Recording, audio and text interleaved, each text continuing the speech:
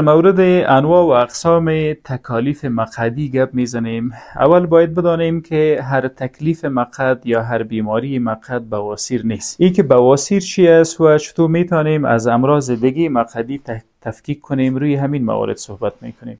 بواسیر رگهای متورم و پوندیده در داخل کانال مقعد است که سبب خونریزی بدون درد میگردد. اگر تشناب میریم، زور میزنیم، قسمت از مقعد بیرون مبرایه و سبب خونریزی بدون درد میگردد.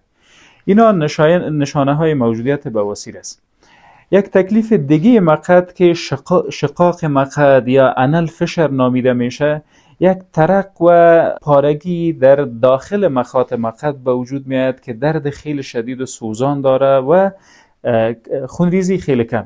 معمولا مریض در کاغذ تشناب میبینه که خون است و یا هم در رفع حاجت و دفع مواد غایطه احساس درد خیلی شدید و سوزان داره و دور و بر مقعد هم احساس پوندیدگی های به اندازه دانه های جو و گندم میکنه. اینا انال فشر یا شقاق مقعد است و ربط هم به بواسیر نداره.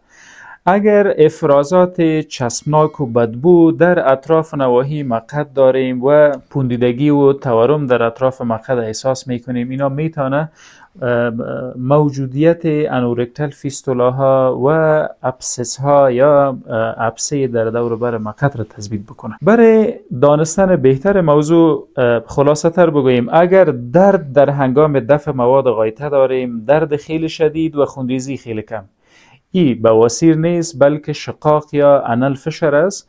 اگر خونریزی بیشتر صورت میگیره و درد هم احساس نمی کنیم، گاهی اوقات احساس سوزش و خارش در هنگام دفع داریم، اینا موجودیت بواسیر در مقعد به اثبات میرسانه. و موجودیت مایات چسبناک و بدبویی که گاهی اوقات از مقعد و اطراف و نواحی مقعد خارج میشه، بهتر است که تجزیه و تحلیل گردد که از فیستولاهای مقعدی بیرون میآید و یا ابسس و سیست ها در دور بر مقعد سبب گردیده است.